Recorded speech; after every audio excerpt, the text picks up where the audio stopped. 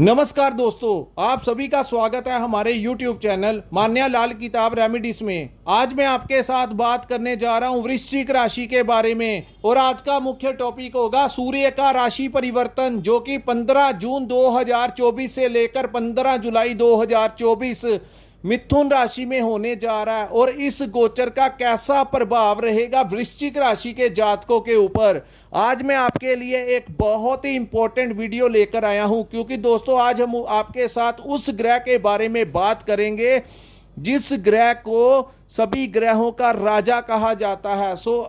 आप समझ सकते हैं कि जिसको ग्रहों का राजा कहा जाता है उसका कितना बड़ा प्रभाव होगा हमारी जिंदगी के ऊपर। जैसे अन्य ग्रहों के अपने अपने अधिकार क्षेत्र हैं, ऐसा ज्योतिष शास्त्र के अनुसार सूर्य देव के पास भी बहुत बड़ा अधिकार क्षेत्र है। अन्य ग्रहों की तुलना में अगर आपकी कुंडली में अन्य ग्रह अच्छे भी हों, आपके पास काफ़ी सारा धन दौलत वाहन घर बंगला सब कुछ हो, लेकिन दोस्तों जो आपकी इमेज होती है, जो रेपुटेशन होती है, सूर्य देव उसी के कारक हैं।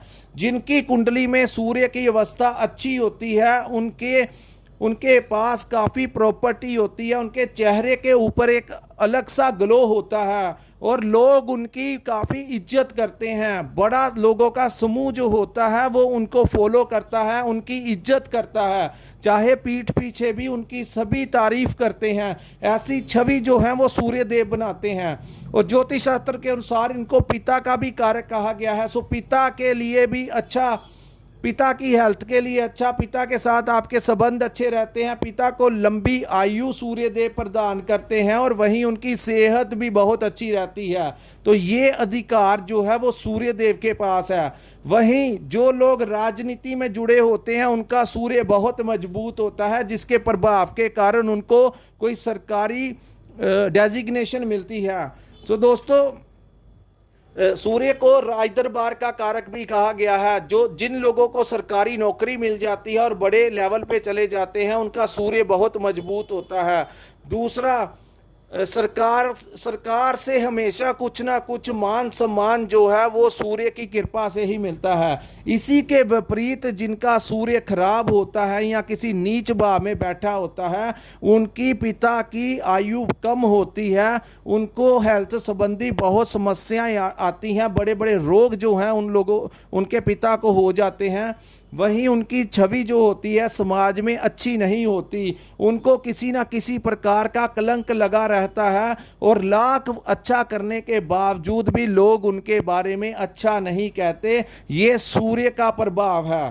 तो दोस्तों, इस ग्रह का आप वृश्चिक राशि के किस भाव में ये गोचर हो रहा है, इससे पहले मैं आपको ये बता दूं कि इस समय वृश्चिक राशि के जातकों के ऊपर बहुत सारी परेशानियां चल रही हैं। क्योंकि एक तरफ तो शनि जो है वो चतुर्थ भाव में बैठकर आपके कर्म भाव को देख रहे हैं। बिजनेस में कोई बड़ा उतार चढ़ाव का सामना करना पड़ रहा है। कुछ लोगों के ऊपर कर्जा बहुत चढ़ गया है जो उतर नहीं रहा। वहीं कुछ लोगों को प्रॉपर्टी से संबंधित वाद विवाद चल रहा है और वहीं आपकी माता की सेहत भी खराब है।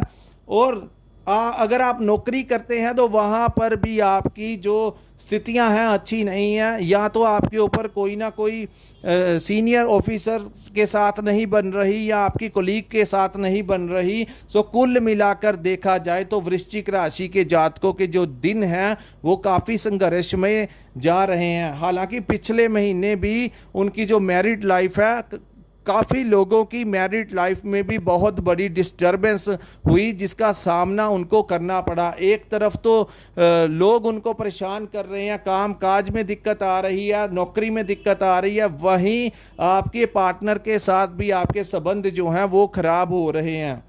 लेकिन दोस्तों, इस महीने 15 जून के दिन जैसे ही सूर्य देव मिथुन राशि में गोचर करेंगे तो ये जो सामने मैंने चार्ट बनाया है, जो कुंडली बनाई है, ये आपकी चंद्र राशि के ऊपर आधारित है। चंद्र राशि के अनुसार जैसा जैसा ग्रहों का गोचर होता है वैसा वैसा प्रभाव हमारी जिंदगी में देखने को मिलता है। और जहां पर 8 नंबर लिखा है ये आपकी वृश्चिक राशि है। और आपकी राशि के अनुसार ये जो गोचर है वो आपके अष्टम भाव में होने जा रहा है। दोस्तों, अष्टम भाव में सूर्य जैसा ग्रह, अष्टम भाव को खाई कहा जाता है। पूरी कुंडली का सबसे खराब जो भाव होता है वो अष्टम भाव होता है। अष्टम भाव के अनुसार ये जो आपका मान सम्मान का ग्रह है वो आपका अष्टम भाव में चले जाने से जो लोग व्यापार करते हैं उन लोगों को वहां पर आर्थिक चुनौतियों का सामना करना पड़ेगा। आपके पास क्लाइंट्स आएंगे तो सही, लेकिन आपकी डील ही फाइनल नहीं हो पाएगी। काफ़ी कुछ होगा, बड़ा प्रयास करेंगे, स्ट्रगल करेंगे, लेकिन टाइम आपकी इस समय फेवर पे नहीं है। दोस्तों, कोई समय ज़िंदगी में अपनों की पहचान करवाने आता है।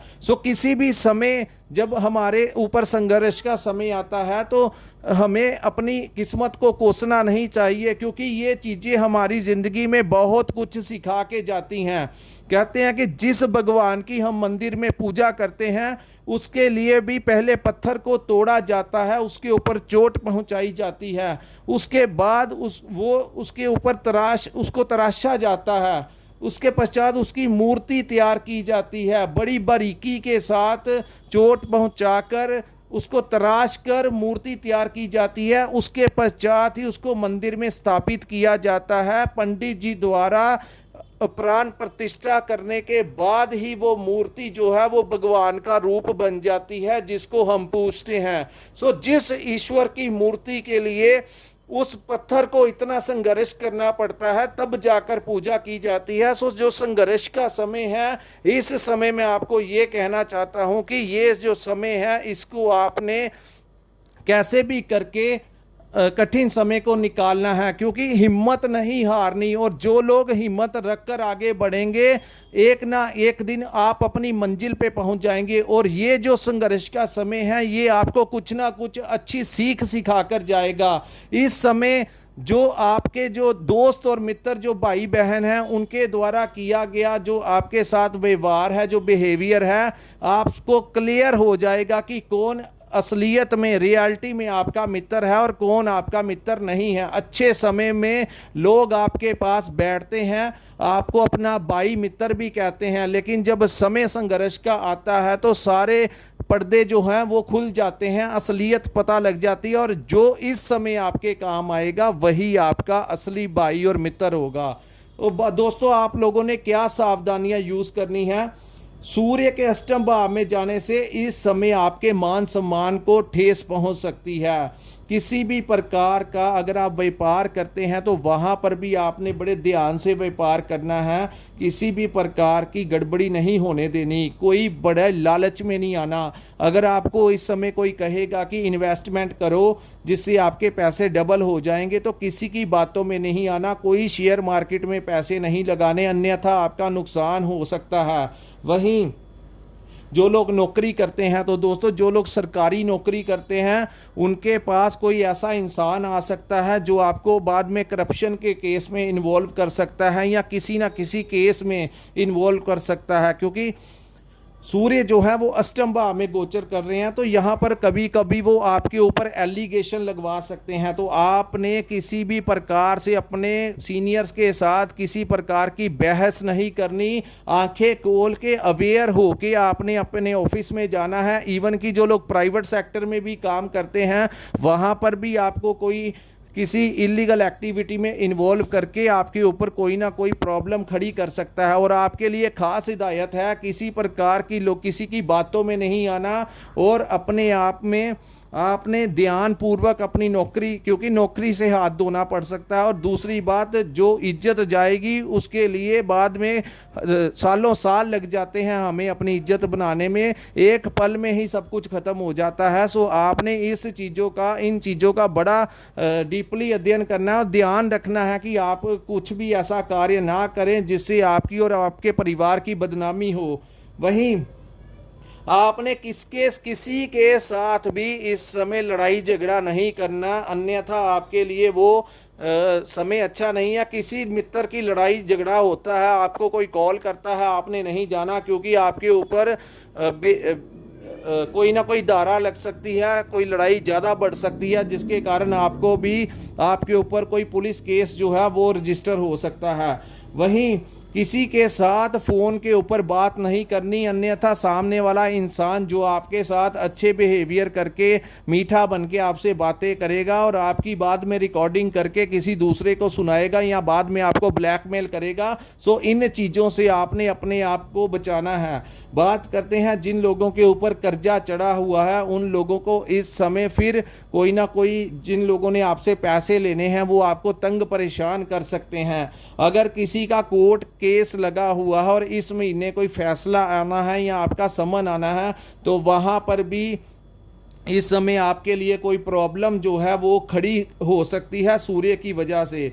और वहीं जो शत्रु हैं वो आपको नुकसान पहुंचा सकते हैं। हालांकि वृश्चिक राशि के जातक जो है ये मंगल की राशि है, यहाँ ये जो लोग होते हैं ये निडरता से आगे बढ़ते हैं, लेकिन जब समय की चाल उल्टी चलती है तो उसके अकॉर्डिंगली हमें कई बार समय अपना थोड़ा सा झुक के निकाल लेना चाहिए, शांत रह के निकाल लेना चाहिए।